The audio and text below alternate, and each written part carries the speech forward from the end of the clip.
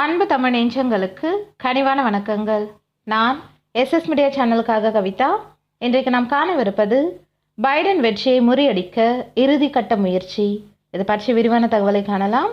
நம்ம சேனலுக்கு புதுசாக இருந்தீங்கன்னா எஸ்எஸ் மீடியா சேனலை சப்ஸ்கிரைப் பண்ணுங்கள். கூடவே பக்கத்தில் இருக்க பெல் ஐக்கனை கிளிக் பண்ணுங்கள். வாங்க வீடியோக்குள்ளே போகலாம். அமெரிக்க அதிபர் தேர்தலில் ஜோ பைடன் பெற்றுள்ள வெற்றியை முறியடிக்கும் இறுதி கட்ட முயற்சியில் குடியரசுக் கட்சி எம்பிக்கள் குழு இறங்கியுள்ளது. நாடாளுமன்ற மேலவையான செனட் சபை உறுப்பினர்களான அந்த 11 பேரும் தேர்தல் முறைகேடுகள் குறித்து விசாரணை மேற்கொள்வதற்காக ஜோ பைடனின் பதவியேற்பை ஒத்திவைக்க வேண்டும் என்று நாடாளுமன்றத்திடம் கோரிக்கை விடுத்துள்ளனர். இந்த முயற்சிக்கு செனட் தலைவரான துணை அதிபர் மைக்கேல் பென்ஸும் ஆதரவு தெரிவித்துள்ளார்.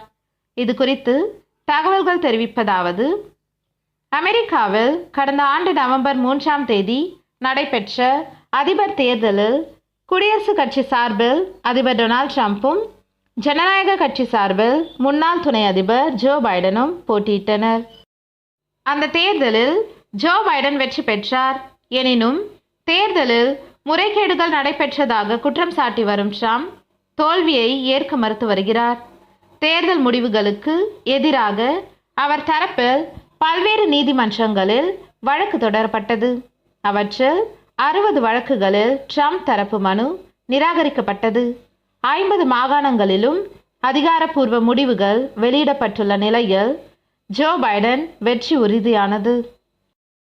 தேர்தலில் வெற்றி பெற்ற மக்கள் பிரதிநிதிகள் வாக்கெடுப்பிலும் ஜோ பைடன் வெற்றி பெற்றார். அதனைத் தொடர்ந்து வரும் 20ஆம் தேதி நாட்டின் அடுத்த அதிபராக அவர் பொறுப்பேற்க உள்ளார்.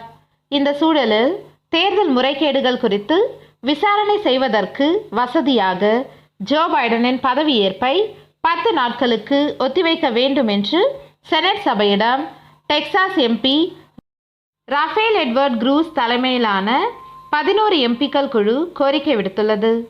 செனட் சபையில் ஜனநாயக கட்சி எம்பிக்கள் பெரும்பான்மை வகிப்பதால் குடியரசுக் கட்சி எம்பிக்களின் எதிர்ப்பையும் மீறி ஜோ பைடன் வெற்றிக்கு மேலவையின் அங்கீகாரம் கிடைக்கும்.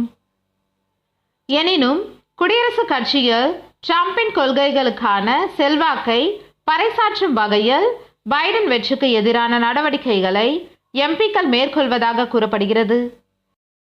ஜோ பைடனின் வெற்றிக்கு எதிராக குடியரசுக் கட்சியை சேர்ந்த நாடாளுமன்ற கீழவையான பிரதிநிதிகள் சபை உறுப்பினர் சிலரும் வாக்களிக்கப் போவதாக தகவல்கள் தெரிவிக்கின்றன. அந்த சபையில் குடியரசுக் கட்சி எம்பிக்கள் பெரும்பான்மை வகித்தாலும் பாதுகாப்பு மசோதாவை ரத்து செய்து ட்ரம்ப் பிறப்பித்த வீட்டோ உத்தரவை கீழவை அண்மையில் நிராகரித்தது. எனவே ஜோ பைடனின் வெற்றிக்கு அந்த சபை அங்கீகாரம் அளிக்கும் என்று எதிர்பார்க்கப்படுகிறது என்று தகவல்கள் தெரிவிக்கின்றன. இந்த வீடியோ உங்களுக்கு பயனுள்ளதாக இருந்தால் லைக், ஷேர், கமெண்ட் பண்ணுங்க. மேலும் செய்திகளை தெரிந்து கொள்ள எஸ்எஸ் மீடியா சேனலை சப்ஸ்கிரைப் பண்ணுங்க. கூடவே பக்கத்தில் இருக்க பெல் ஐக்கனை கிளிக் பண்ணுங்க. நன்றி, வணக்கம்.